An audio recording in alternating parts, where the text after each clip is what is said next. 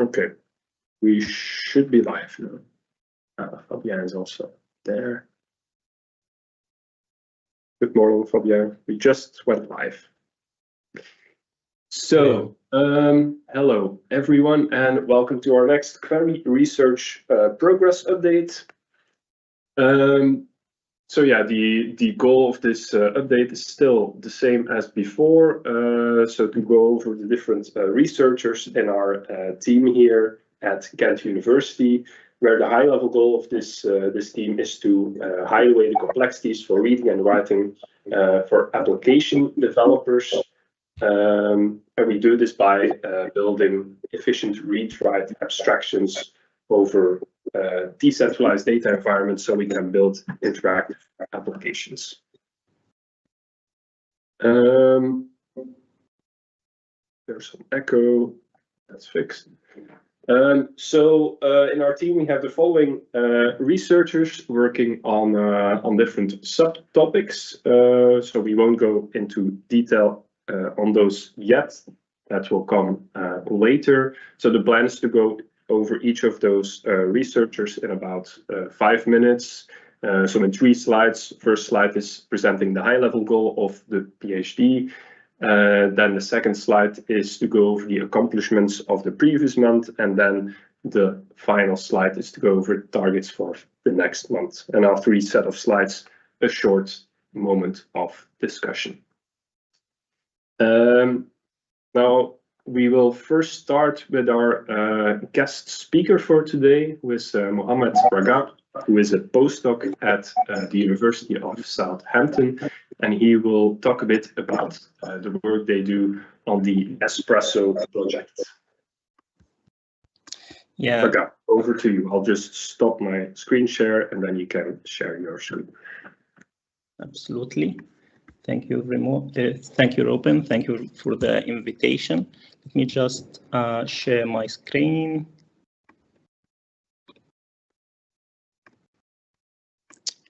Can you see my screen? Yes. So good morning, everyone. Good morning from Southampton, and it's Mohamed Ragab. Thanks, Ruben, for the invitation. And I'm working as a postdoctoral research fellow in the University of Southampton, as Ruben mentioned. And I'm working on a research project called ESPRESSO, efficient search over personal repositories, secure and sovereign. So the agenda for today will be a little bit of the introduction and context, then the problem of decentralized search, and how can we provide some solutions in ESPRESSO to that problem, and what is next. So I'm working with this awesome team here from 2 universities, University of Southampton and University of Birkbeck University of London. And we are all working to enable search over solid pods. So I'll not talk much about the centralization, decentralization with you, because this is like, you know that better than me. So this, like, centralization locked in our data, we don't have full control on that. And with decentralized data frameworks like Solid, now we have this full control on our data. We can choose with which applications and with whom we can share our data.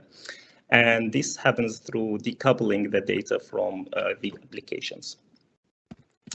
So that's great, but how do we search in such decentralized data or on the decentralized web?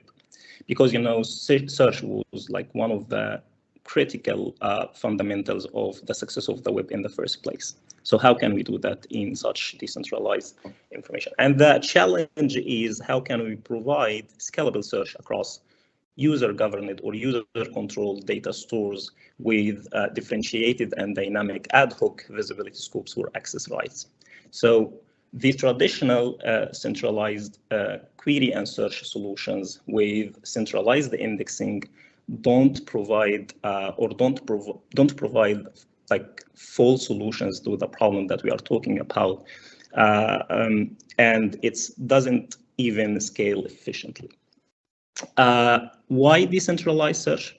If we look here at like this what I mean by visibility scopes or different visibility scopes, like if we have a search like here and we have the same query comes from the different people with different access rights on the data stores in multiple servers or solid servers, we should get different results depending on their access rights.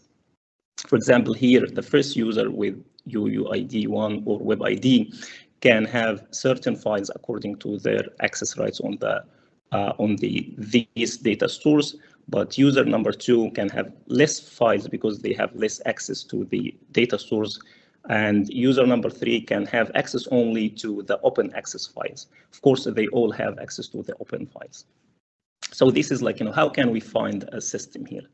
And here we jump into play. ESPRESSO. ESPRESSO is a EBSRC UK founded project, and we are aiming to enable efficient search over personal repositories that is secure and sovereign. And ESPRESSO is a collaborative project, research project between 2 universities, University of Southampton and Birkbeck University of London, in addition to 2 partners, Next++ Lab in KNoWS and DataSwift, which is another player in the decentralization data world. So what is ESPRESSO? What we are trying to answer is like, how can we efficiently provide privacy preserving search functions on such repositories or decentralized pods? How can we support different types of keyword search, structured queries like Sparkle, for example? How can we sufficiently support search in the domains of health and well-being? So we designed ESPRESSO with that in mind. We designed ESPRESSO with these design principles. First of all, is ensuring data sovereignty by creating web ID specific indexes stored directly in each pod. When I talk here about indexes, I mean inverted text indexes inside the pods, and that respects the access control by the indexes doesn't only contain the data of the data that is inside the pod, but also the access specifications or access rights specification inside the index. So when we are searching, we know that the search party doesn't get any data beyond their access rights.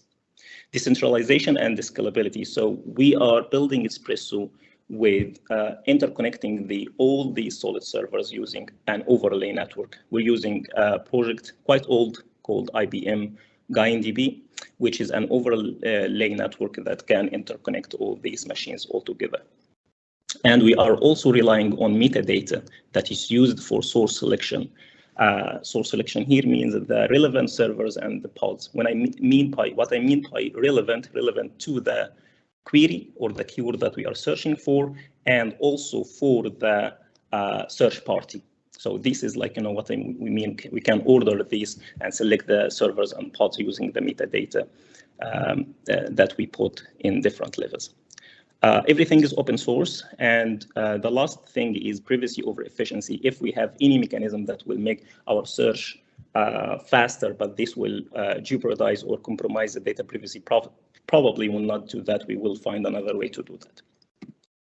So simply, how can how did we build the ESPRESSO? What is this architecture? We have 2 solid applications: pod indexing app that's responsible for creating and maintaining, updating the indexes of data inside the pod, and pod searching app that looks up these created or generated indexes.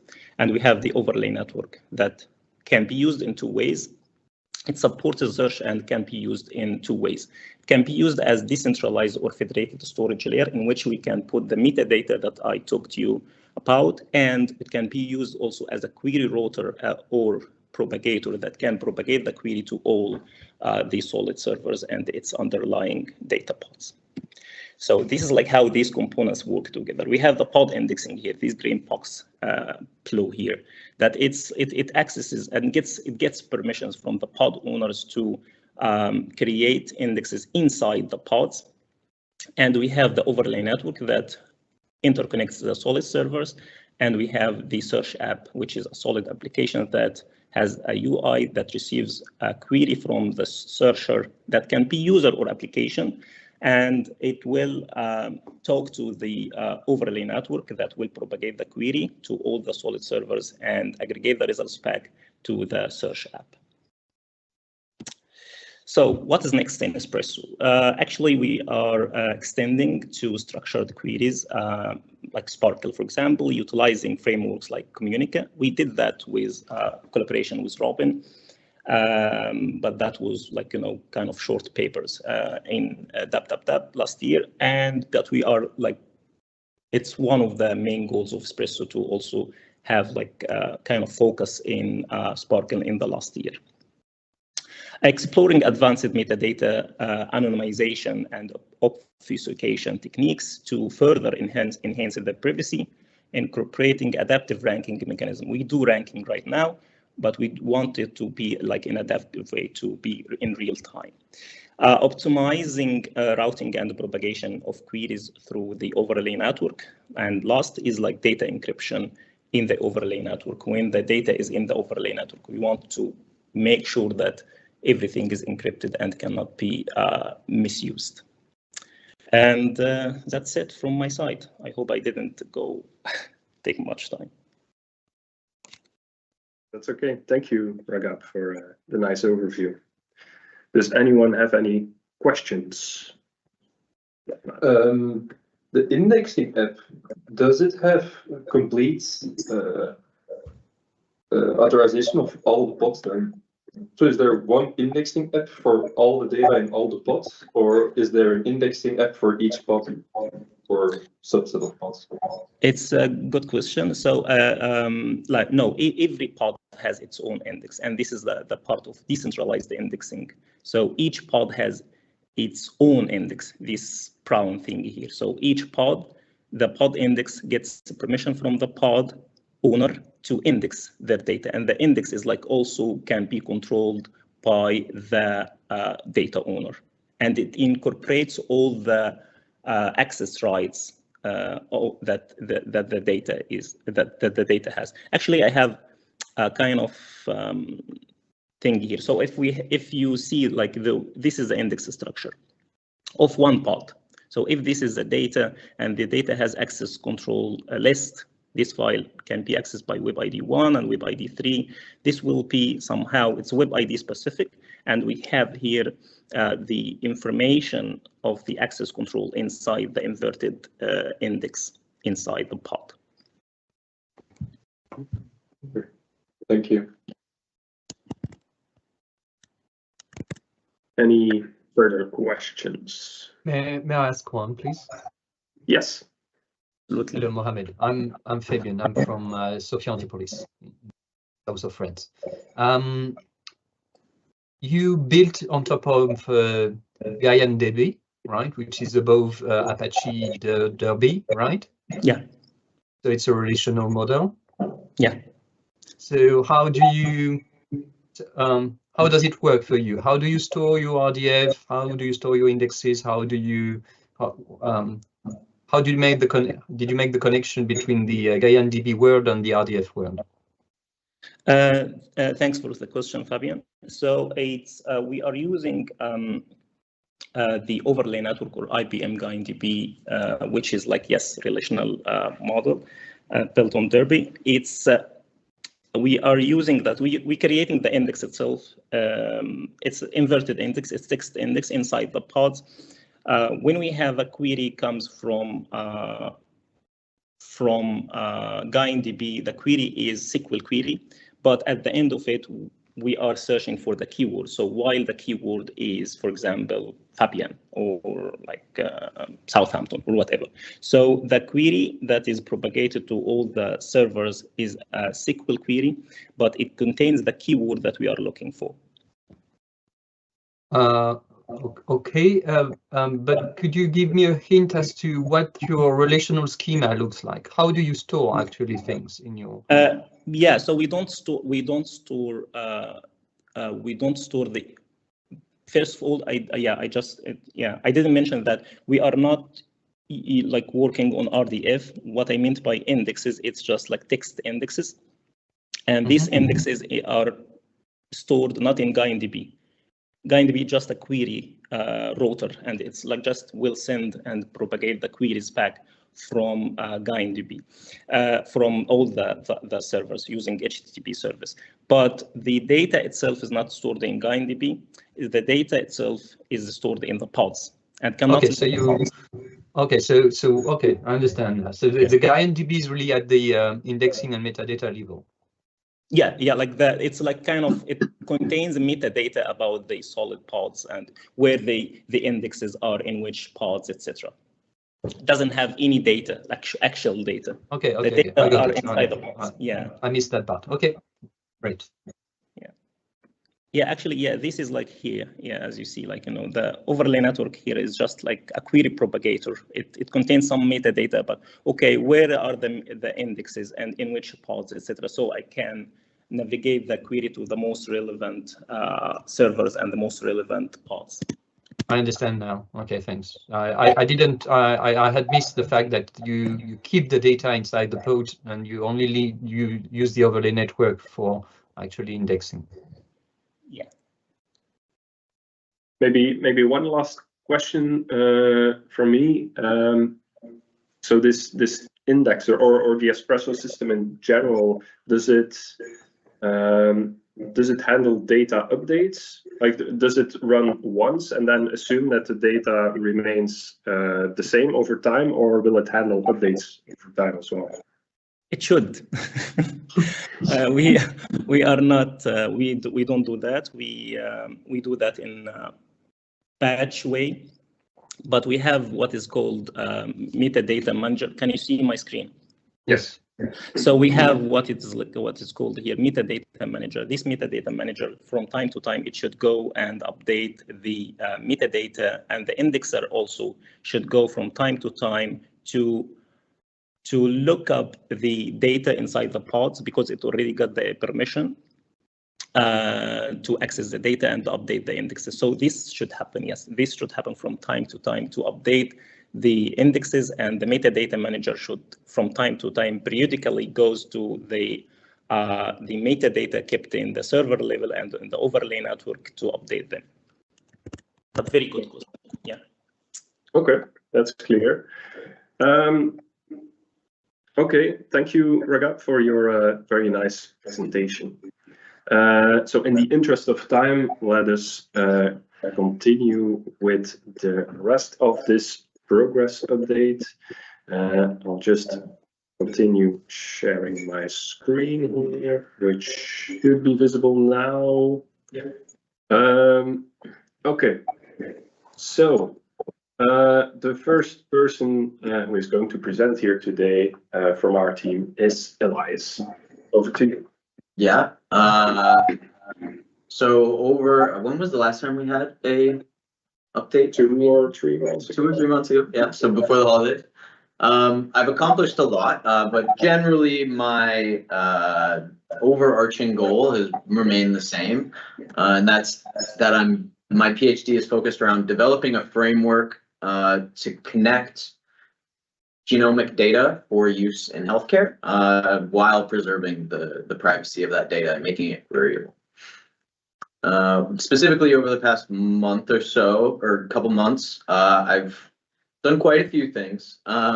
First is Solid Cockpit, which I mentioned in our last update meeting, has seen some improved or seen continuous improvements.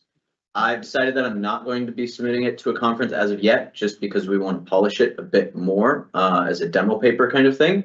But in the future, that remains a possibility. I've been most working on a review paper, and hopefully we'll be submitting it this week, that looks at genomic data sharing in a clinical context and sort of what exists as far as implementations and frameworks. So yeah, hopefully that process goes well. I've been designing a study with Jonni and Brian here at Ghent and some collaborators at Swiss Institute of Bioinformatics to do a survey of real-world Sparkle endpoints and the execution of federated queries over them. So that's getting into the actual experimental implementation stage now. We have a pretty good design, but yeah, that's ongoing. Then I'm going to present a poster at the Semantic Web Applications and Technologies for Healthcare and Life Sciences Conference at the end of February, just about representation of VCF, which is genomic data, as RDF, and the approaches that we're considering using for my greater project. And then I'm going to be doing a research stay in Switzerland at the Swiss Institute of Bioinformatics for March and April, and that got all set up as well. So then the next targets, I've referenced a lot of them. Most of the things that I've accomplished are ongoing work. So review paper submission, hopefully I'll get that off my plate soon enough. Then continuing solid cockpit, VCF to RDF poster that I'll be presenting, and then the federated querying benchmark. But yeah, that's all for me. Okay, good. Any questions for the audience?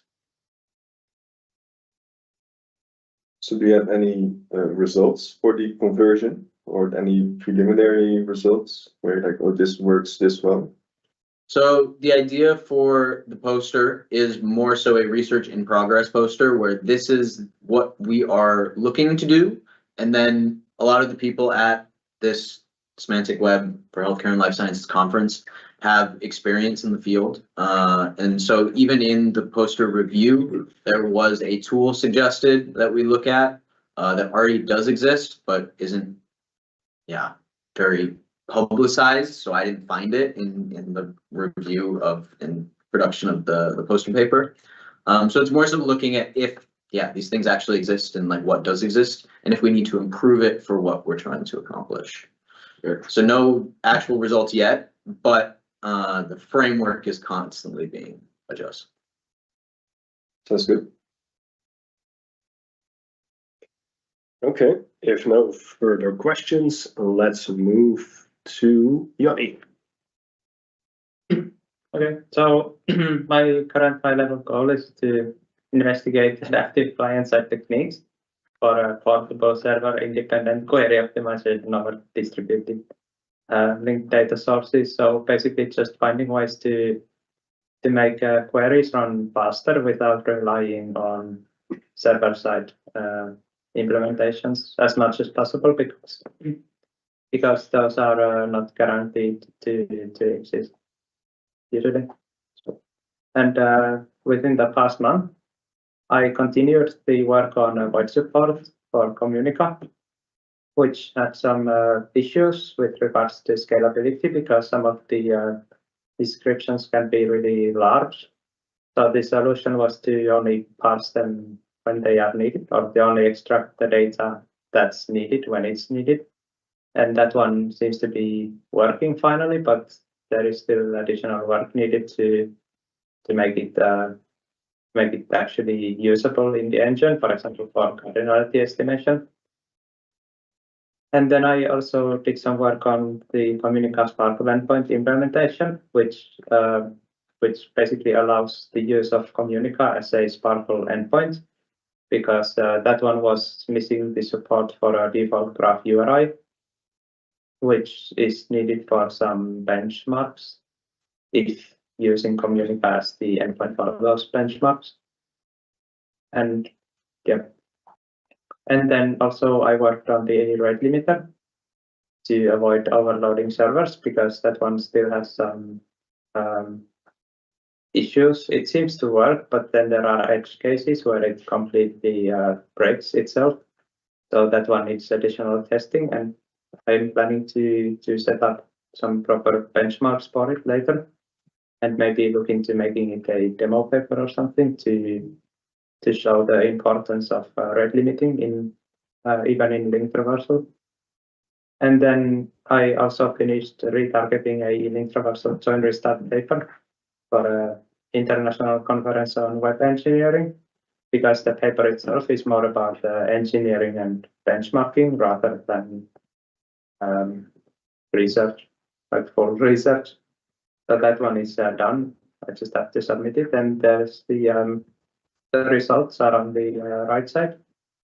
And that was the main outcome of the paper, that it's possible to basically reduce execution time by 35% just by restarting the query plan after discovering some metadata. So that's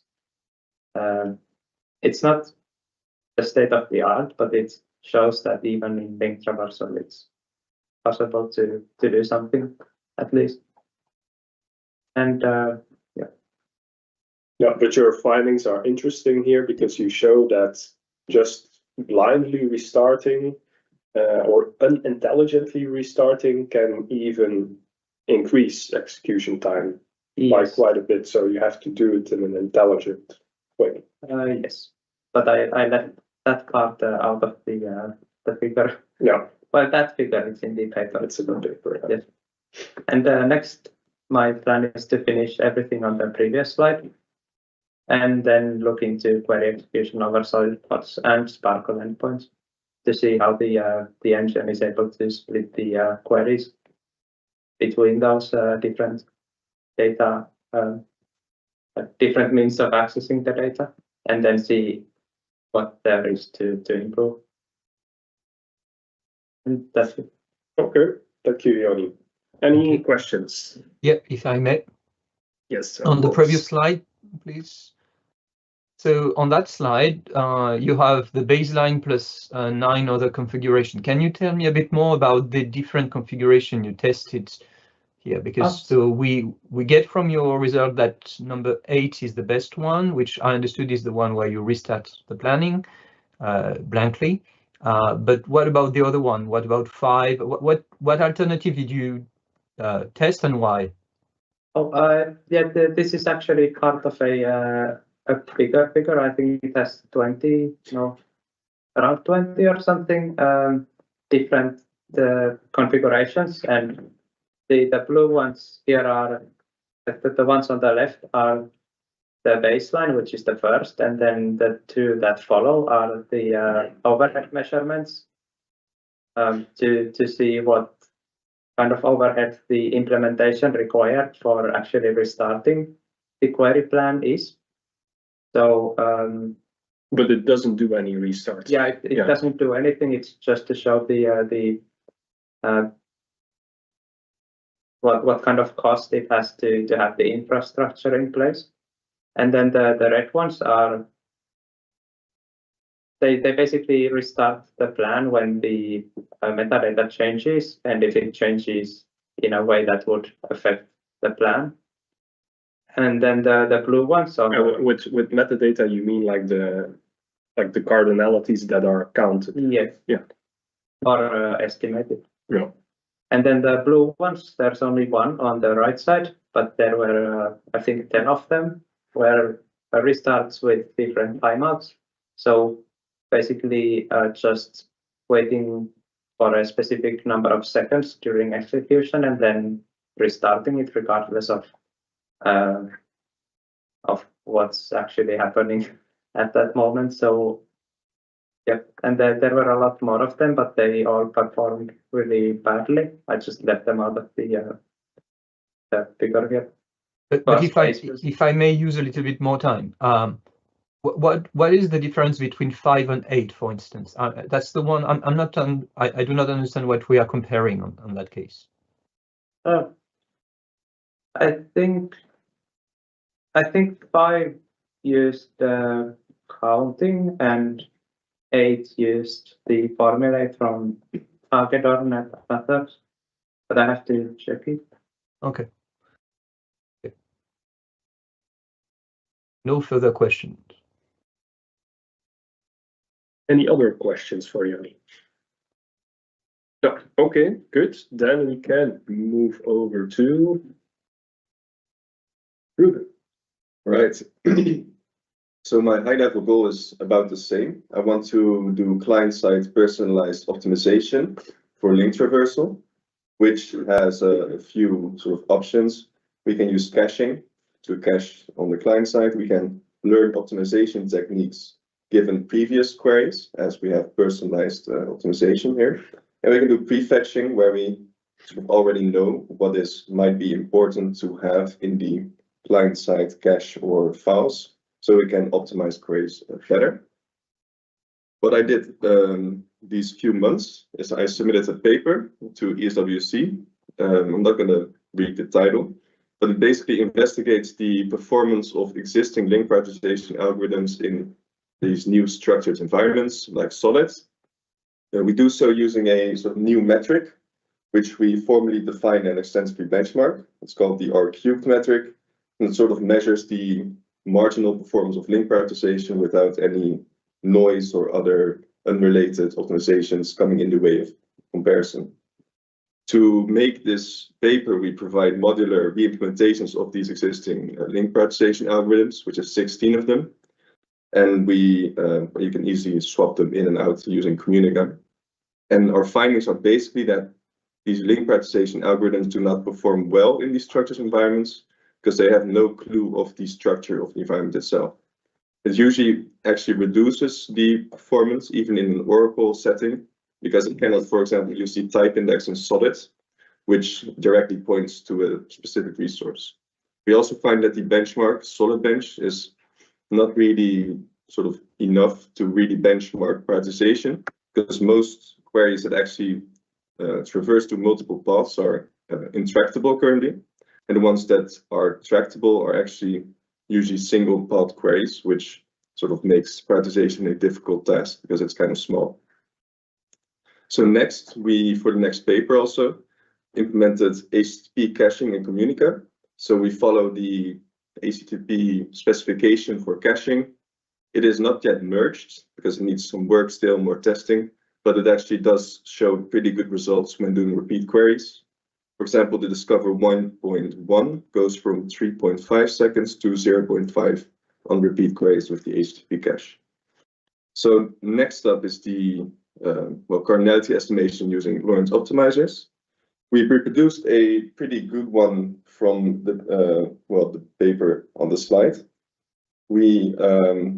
To actually get it to work was kind of difficult, but I managed to fix some issues and reproduce the results. And also in my own code, in my own model sort of environment, I've managed to reproduce it. I'm going to use this as a sort of starting point from there to improve on it and use some IDs that I have and to know that it actually can work. That the reinforcement learning might actually improve it. So my next targets, I'm going to be using this cache data that we sort of previously mentioned. I'm going to run some joint optimization algorithms over the data that we already have. This idea is that when we've already cached this, we can make use of this as sort of prior knowledge, use some standard optimization techniques to improve the query planning of link traversal. But this requires some changes in the systems, in the way it aggregates data and stores it, but that should be okay. And the interesting thing there is that even though the cached data might be outdated, you can still use it for query planning since it's not a big problem if it's not entirely accurate. Yeah, exactly. So we're going to also look into seeing what only using the cache data for optimization is going to do, and using the cache data for optimization and preventing HTTP requests, which will be an interesting sort of figure. Next is the cardinality estimation. I'm going to run a lot of experiments because I have this modular setup now. I'm going to find the best starting point to further train some reinforcement learning algorithm to completely replace the optimizer instead of using the cardinality estimator in combination with dynamic programming. And finally, that's the next part. It's implementing this reinforcement learning based fine-tuning of the cardinality estimator, and hopefully start from a nice point where the model already kind of knows what a good query is. So it doesn't have to explore a lot of the fields and a lot of bad queries, which will take a long time to hopefully improve stability in training. So that will be about it. Okay, thank you. Any questions for?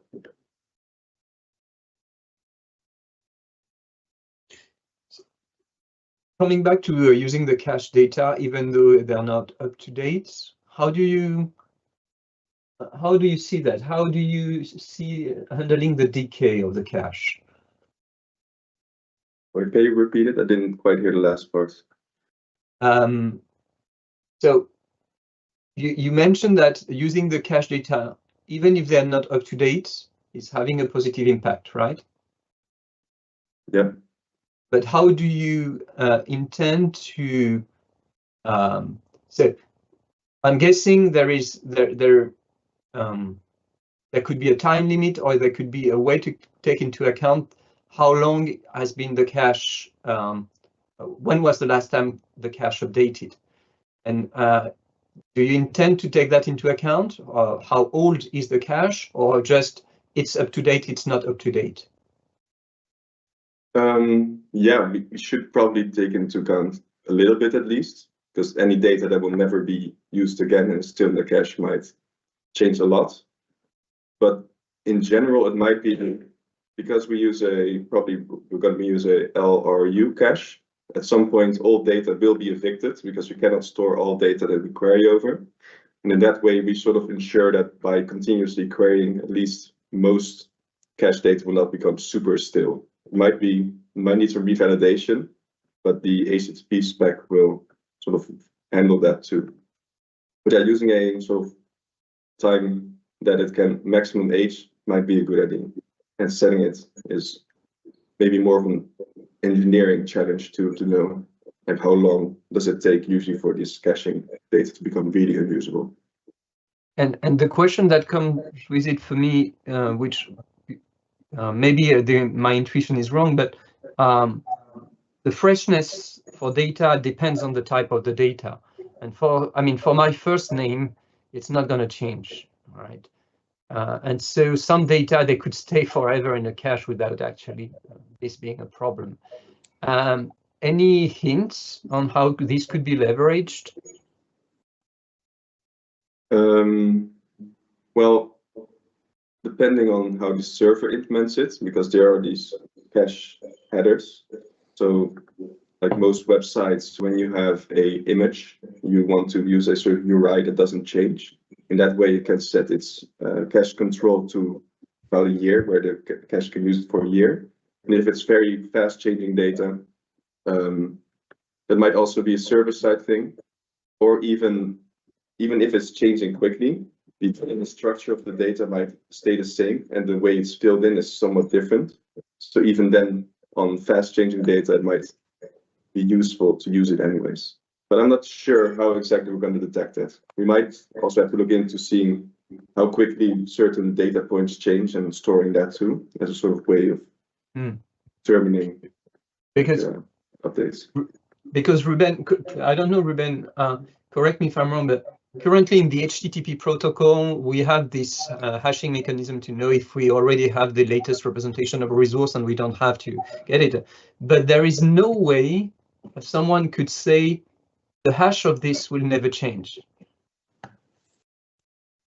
Yeah.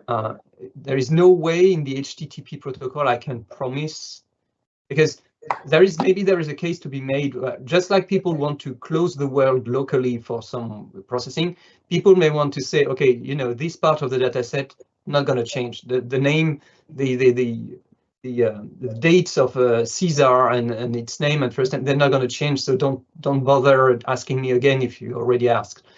There could be a way to actually propagate that, but I don't think there is any proper way to do it standardly right now. No, never changing. I don't think that exists. Yeah. But you can set the cache control to like a year, for example. Say you can use this for a year. Okay. That is the only way you can sort of signal that, but you cannot guarantee it ever, probably. Okay. Thank you. Thanks. I have a question here. Can you hear me? Yes. So it could be related to what Fabien has mentioned.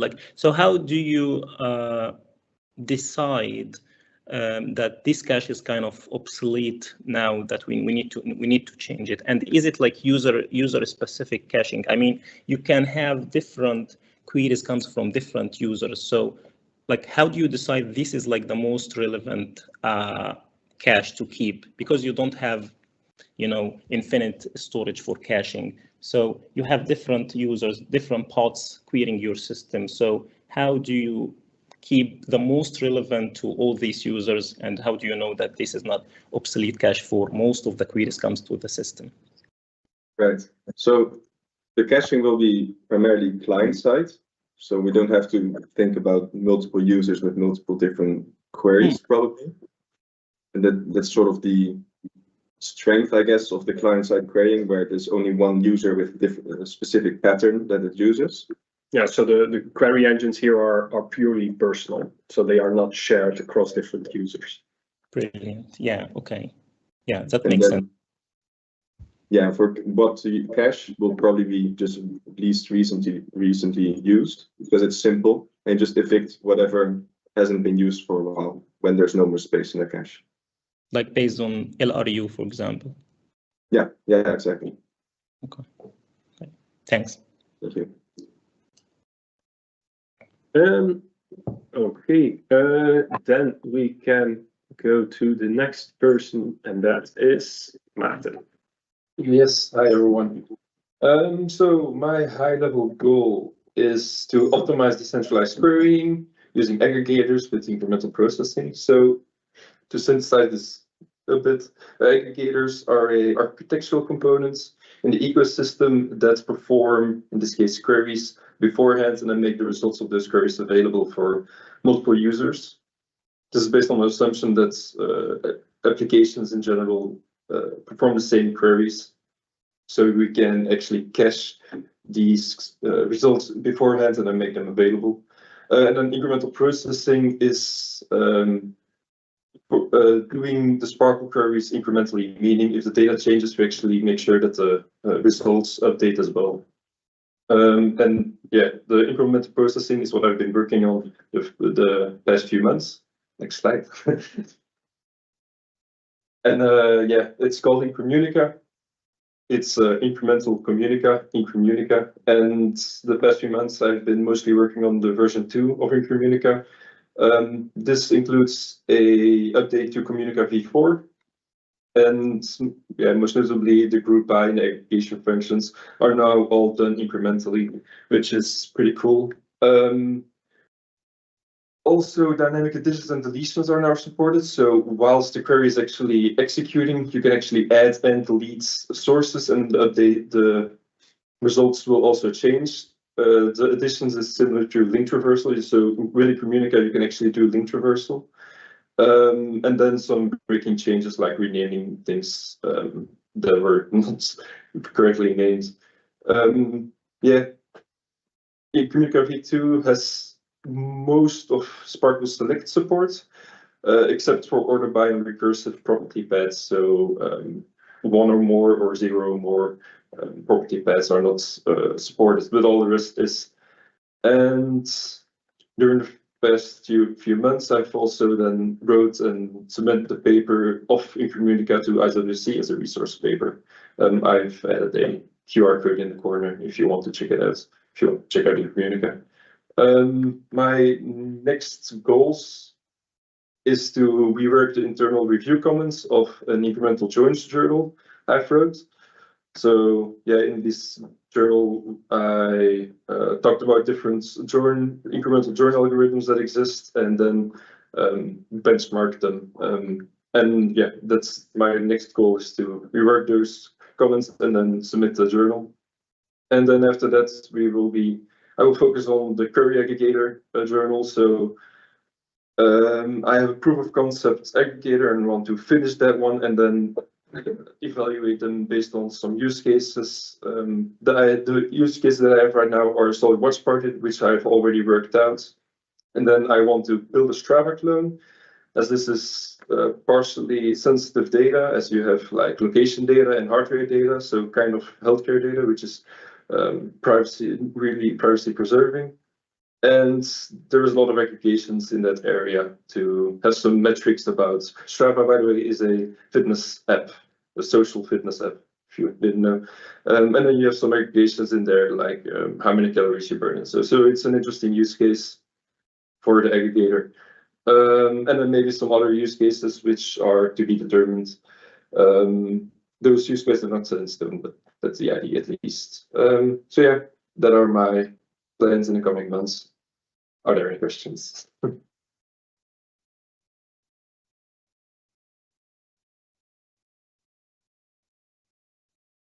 So for your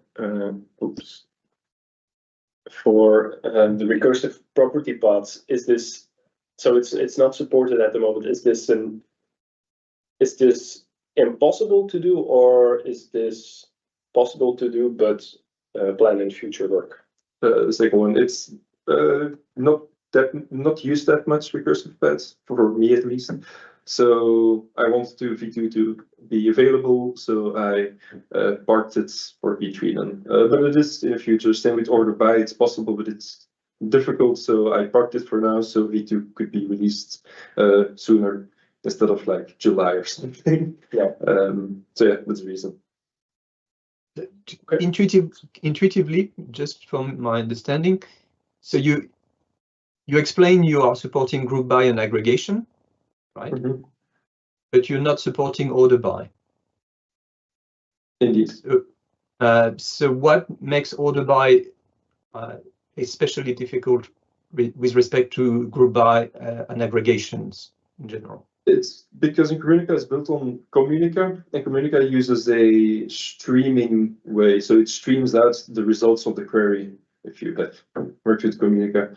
And having an order in the stream is difficult because you would have to annotate each result with a index or something. And then if new results come in, you need to update those indexes. So in a streaming fashion, it's difficult to actually maintain this order. So yeah, I'm not sure how to actually implement this in the future. Maybe another, yeah, I'm actually not sure. I have to think about it, how to actually make sure that this works. So this means that for the aggregation, you maintain an up-to-date aggregation as far as you have seen the stream, right? Exactly. But it's too costly for you to do that on the order by. That's what you're saying. So imagine you have like 3 results, right? You have the result 1, 2, and 3. If the result 2 would be deleted, then the index of 3 would become 2 now. So the third one would become 2. So I would have to either delete everything and then like update everything again with the like the new indexes, which is really not really that efficient. Or I would have to maybe a tree structure in some way to have like dynamic updates, but then it's difficult if you have a nested query with order by. Then everything uses streaming, and then if you use the tree structure, that would break the nested queries with order by. So that's the reason that I'm not sure how to actually attack this problem with order by. It's not impossible, but it's just difficult because of the how Incremental and Communica is implemented. And so, and also you say complete Sparkle select. So it means you include nested queries. You include calling a service in middle, or thing like that, or yeah, everything is supported now. Excellent. Except these 2. Excellent. What makes the order by different from specifically like the aggregation where you need to append everything? Isn't there like an aggregator that says like, okay, now just make me a very large string of concat, for example? Yeah, the concat. So in concat, actually what I do in Communica is I ingest the stream as much as possible. And for concat, for example, it means I add everything to the string as much as possible. And then once the stream gets stale, or like maybe the sources are like finished and they're up to date, then I submit that string. If in the future something gets deleted, I actually can update the string and I say this string is now deleted, so the previous string is now deleted, and this is the new result, so the string where it's updated. So I don't need to delete everything that has come before. I just have to delete that one, or delete and add that one result. That's the problem with order by. Yeah. Thanks. Okay, back to this. Can't you have like in any result, on all the results, kind of score? If you have a score of relevance of these results to the query, you could do kind of re-ranking and denormalize these scores at the end and do the ranking at the, of these scores. Yeah, good. Like, I mean, is it possible, or like, you know, like that the results can have kind of attached or relevant scores, and then at the end you aggregate. When you are aggregating all these results, you can order them by then denormalizing those scores. Yeah, and then do that every time the data changes, then you have to redo those scores. Is that what you mean then? Yeah. Yeah. Could be a solution. Yeah. As I said, I haven't really thought about how to solve it, but indeed, I think something like that would need to be done to actually support order by. Yeah. But thank you for the suggestion, by the way. Yeah. Because we are doing something similar, decentralized ranking. Like, how can we know that these results come from different pods? I mean, the results can be, okay, those files or these documents that is relevant to this query and this search party can have scores from Lucene, Apache Lucene, for example, but those results or those scores are for that pod. How can we know that to do this ranking of all the pods, we denormalize all the scores using Z-score or something, and we do like kind of final ranking or re-ranking of these scores for the final results comes from all the pods. That's why I thought like maybe this is similar. Yeah, indeed, it is quite similar. Yeah. You use the same route. Yeah, thank you. Good idea. Okay, in the interest of time, let us continue with the next person, and that's Brian. Over to you, Brian. Yes. So my high-level goal is to optimize linked traversal queries using explicit data publication structure, which means the distribution of the data inside of a URI space like a pod, and also having some hypermedia description that could also help us in our query optimization. You can go to the next slide. So I've worked on 14 the last few months. So I submitted a paper to ESWC on reducing the search space of linked traversal query using a shape index, which is an index between RDF shape, like Sheck or Shackle, with RDF documents. So we basically formalized our methods and made more extensive benchmark, because we published first a paper about this that was a short paper, and we made this follow-up. The second thing I've worked on is facilitating the queries of network of sources with heterogeneous vocabularies. So basically what we are doing is that we are creating simple rules to map different vocabulary, and we are using them with linked traversal to be able to still obtain the results from the query. And the third thing that I've worked on is for the tree specification, which is a specification to organize decentralized data set. For instance, you can have some sensor data. You can say that in this document, I have data that have been published the 1st of September, and this other document, the 2nd of September.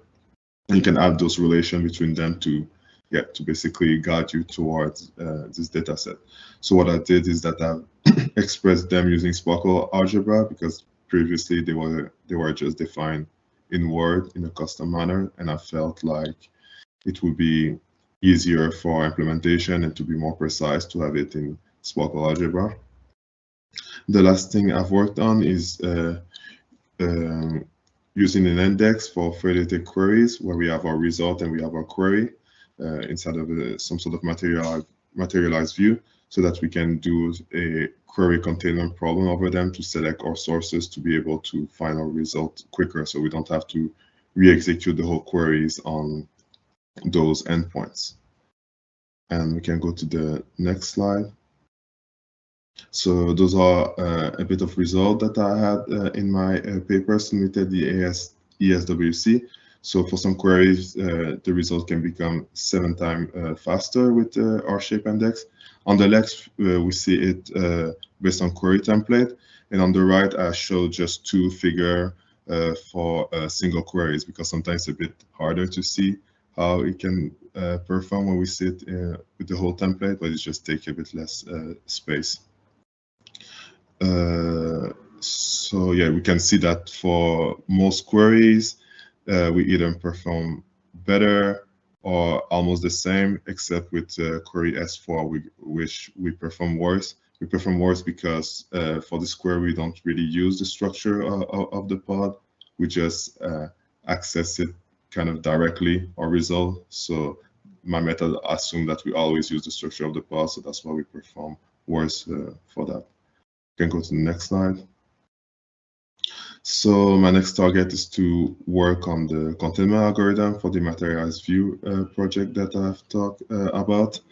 I also want to finish my implementation for the schema alignment algorithm, so for the using heterogeneous vocabularies during link traversal. And I also want to, if I have some time, investigate query planning using a shape index. And that's it for me. Okay, thank you, Brian. Any questions for Brian? What was the benchmark that you used for your experiments? I use a solid bench. Oh, I see. Thank you. Thanks. Out of curiosity, how big are the indexes? I mean, do you have any figures on, for that benchmark, what is the size of the indexes and the number of shapes you have to generate and the variety to cover the benchmark data? I don't have the size of it, but it's basically the type of shape that we have is for, because yeah, solid bench have a kind of a structured data model. It has a post, comment, profiles, also cities and other things like that. So because basically it's just a mapping where we say that this shape will be mapped to this document or this set of document, but I haven't measured the number of triple, but it's not really big. I think it would be a good added value to your paper, because there is always the question of the ratio size between the index and the data. If you show that you have a very small index that has such a big impact, it makes your result even more impactful, I guess. Yeah, that's a very good point.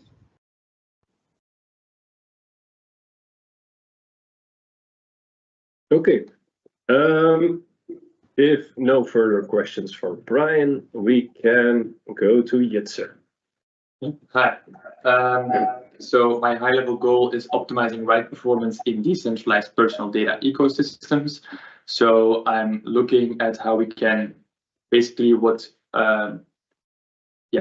like solid pods, for example, and we want to update them in an abstract using a query engine. I'm basically looking at that. Yeah, I think that's enough for this slide. What I've worked on so far is writing my PhD symposium and mostly collecting thoughts about it.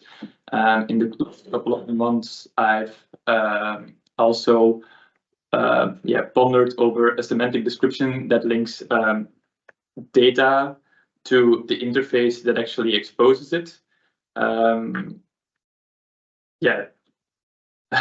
Which has been kind of fluffy. So what do I want to say about that? So currently I have the issue where if I want to update a data store, like a whole solid pod, it's kind of hard to know what the relation of the HTTP resource towards the bigger data picture is. And I've kind of been wondering whether we can semantically describe, let's say that the whole, how we can view a solid pod as like a big database, for example, and then the big database is exposed through different interfaces. As such, that a write or an update would be defined as updating that bigger, that database itself, instead of just saying that you want to modify a single HTTP resource.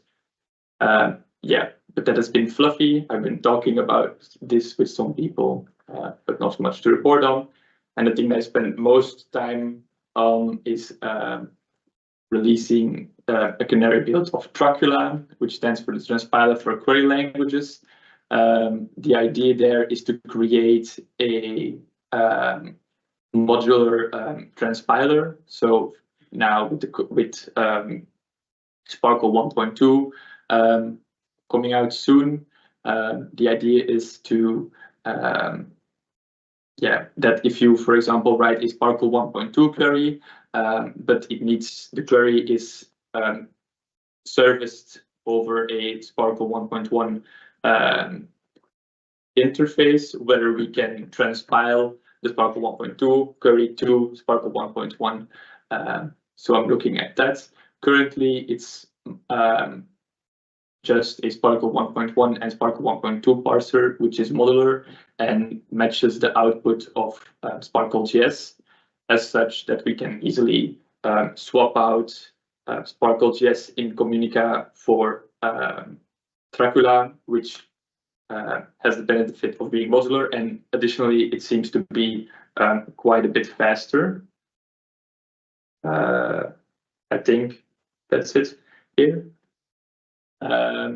So next targets is finishing the PhD symposium and demo paper for ESWC. PhD symposium should almost be done. And then looking at the demo paper, which is a demo paper of what I did with my master's thesis, which basically focused on providing a description that maps that data base to the interfaces for linked data platform interfaces, so specifically for Solid, but the idea is to take that broader. But we need to, that's the demo, and then on top of that, we need to research the theoretical fundamentals of that storage guidance vocabulary, which is the work of my master's thesis. But in thinking about all of these things, it becomes more and more clear what I actually want to do from a theoretical perspective, which hasn't always been clear. And then also releasing V1 of Dracula. So V1 should have the support of transpiling, not necessarily from Sparkle 1.2 to Sparkle 1.1, but we are looking at transpiling simply from Sparkle 1.1 with the suggested extended daytime functionality, which was there at some point, and Communica supports it, to Sparkle 1.1. So that shouldn't be too hard, since it's just an additional built-in function, which might, for example, be mapped to a named function or something along those lines. And that's it. Okay, thanks, Jitse. Any questions? I have a question, but it's more an understanding question. I am not sure I understood what exactly is the motivation scenario for your transpiler. Do you have a specific scenario that actually created that need for the transpiler? Yes, so I think the idea is mostly that so Sparkle 1.2 is coming out, and we would Communica would just say, hey, you can give me a Sparkle 1.2 query. But then what happens is you do a federated query over multiple Sparkle endpoints, and some of them are Sparkle 1.1 and some of them are Sparkle 1.2. Then the idea would be that you can also still interact with those Sparkle 1.1 interfaces, and that some transpilation steps might be required. And seeing it's more about looking how far we can take that. Okay, yeah. So your initial motivation is the problem of heterogeneity and legacy software in a distributed data environment. Okay, so now it makes sense for me. Now 1.2 is essentially driven by RDF 1.2, right? So how do you, I'm not sure I understood if my query is actually going to use a triple term, or whether they will call it in the end, extension of 1.2, what would a transpile 1.1 query look like then? I'm not sure I understand that point. Yeah, I'm not sure either. I think one possibility might be to transpile it to the RDF vocabulary, which also has some reification.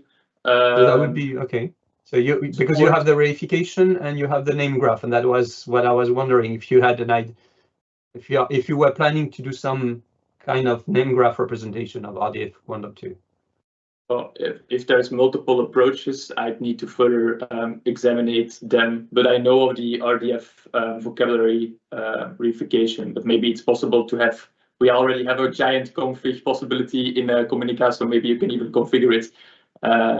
Yeah, I don't know exactly at this point. Okay. Yeah, and we also see this issue of transpilation bigger than just Sparkle 1.2, because the RDF star working group that is producing RDF and Sparkle 1.2, once it completes, the plan is to go over into a maintenance mode working group. And the expectation is that, for example, the Sparkle specification will evolve more quickly. So it will probably not take 10 years anymore before Sparkle 1.3 lands, and maybe Sparkle 1.4. So yeah, we kind of foresee a future where you will have more quickly different versions of Sparkle coming out, and that will lead to more complexities with deployed systems that use these various Sparkle versions. Like, for example, which also means, some different. Ruben, it also means that you actually already have how can I say, a query profiling mechanism that tells you in which Sparkle profiles it falls. If I give you a query, your Communica is able to tell me it's 1.0, it's 1.1, it's 1.2, it's. Well, if the Sparkle endpoint exposes it in the service description, then we know for sure. But the problem is that the Sparkle service description is not mandatory. No, I'm sorry, I wasn't clear. But if I write a Sparkle query, so I write a Sparkle code, is Communica already able to profile it and tells me it uses the expressivity of 1.0, 1.1, or 1.2? Because there's no point in transpiling and 1.0, right? It works everywhere. Yeah, that's a good point, indeed. Yeah, we probably need a way to determine like what's the lowest version this query can be sent. It would be the equivalent of the. I mean, most OWL engine are able to profile the ontology and tell you in which OWL profile you fall. They tell you are in OWL RL and blah blah blah. So I guess we are going to have the same with Sparkle in the end. Yeah, that's a good point, indeed. Okay, any other questions for Jitse? If not, I think I will be the next one. Yes, I'll keep it short because we're a bit over time already. So yeah, my main goal is the same as the high-level goal of this whole group. So efficient read-write abstractions.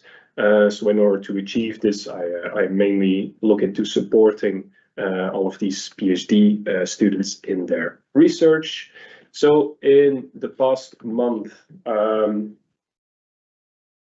I've been doing some work for the RDF star working group. Mainly updating the N3.js parsers and serializers, so they support the new triple terms, and that was needed before I could start working on creating new specification tests for Sparkle 1.2, which I also started on. Then besides that, I did some benchmarking work in Communica because over the previous months we did a bunch of big performance improvements in Communica. So I wanted to now benchmark things a bit on a larger scale to see how things perform compared to other engines So I tried with the Berlin Sparkle benchmark with the setting that has about 3.5 million triples, and we see for that Communica is able to achieve similar performance to Blazegraph and Jenna. So that's nice. Yeah, I still need to look into different dataset scales as well. But my plan for next month is to continue with the parsers and the serializers and creating the specification tests.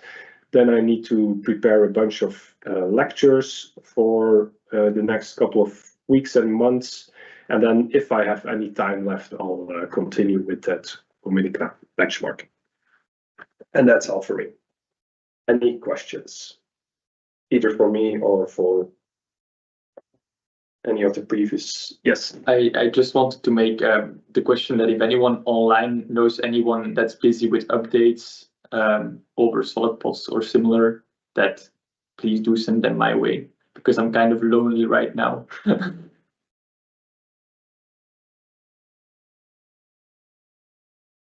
Any other final questions, comments, or announcements? Could you just repeat the last request, please? Oh, I just asked whether if you know someone that is busy with that works on updates for SolidPods or similar data ecosystems, that please do send their contact information to me. Yeah, because currently I'm the only one that I feel like that's looking into that direction, I think. Unless I'm wrong, but that's the request. Okay. I'll keep my eyes open on that. All right. Yes, Fabian, yeah, just very quickly. On our side, the solid work we had has finished. The project was a 2-year project. It has finished. The only news I have to share with you, in case you're interested, is that you may be aware that we have an implementation of RDF and Sparkle that is called CoRES. It started in 1999, so even before RDF was standardized. It's an old one. We are transferring it to a company which is called Probable, which is a big initiative in France. And to do that, just to let you know, we are refactorizing it completely. So in the next 6 months, there will be no new feature. We are moving it to a new directory. And just to let you know, we are using a tool which is called Moose, which is a tool which is designed to analyze software code and give you quality metrics in order to drive the improvement of the code itself. So we just finished the first workshop applying Moose to CoRES.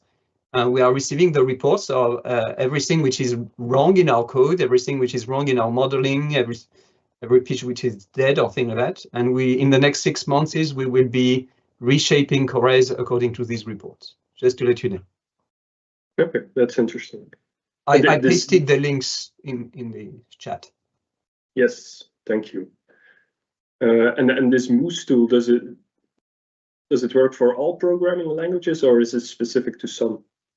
No. It's a very broad. It's a team at INRIA which is specialist in all programming language. So they even do it for Fortran, COBOL, C++, Java, and so on. Okay, maybe we should try it as well. It's a very informative. We've learned things about our own code. And is it AI based or is it? It's not AI. It's not AI based. This is really a tool from the very ancient and long-lasting programming language researcher community. These people, they are specialists in compilers, in transpilers, and so on like that. Interesting. Did you question, Fabian? Did you do any kind of benchmarking or any comparison to the AI-based tools for correcting that code? No, because the tool is not actually correcting it. It's interesting because maybe one day we will see how RDF can be used in that tool, because one of the first thing it does, it builds a graph abstraction of your code, and then it allows you to query that graph to extract some metrics. So it's a way to query your code. You can see it as a system that is transforming your code into a knowledge graph about your code, and then you query it to extract things that are wrong or metrics that tells you that something is going wrong. For instance, we identify a class which clearly needs to be completely rewrote, thanks to them. That's interesting. Thank you. Okay, that's all from my side. Okay, thank you, Fabi. Okay, that brings us to the end of today's session. So as a reminder, the next progress update will be in 1 month, or a bit less than 1 month, because February is shorter. So it's on February 25, that's Tuesday again at 9:30. Thank you all who joined today, especially Ragab and Fabien, for your input. And Thank you. you all. Thank you for having us. Thanks Bye. for having us. Yes. Bye-bye. Bye.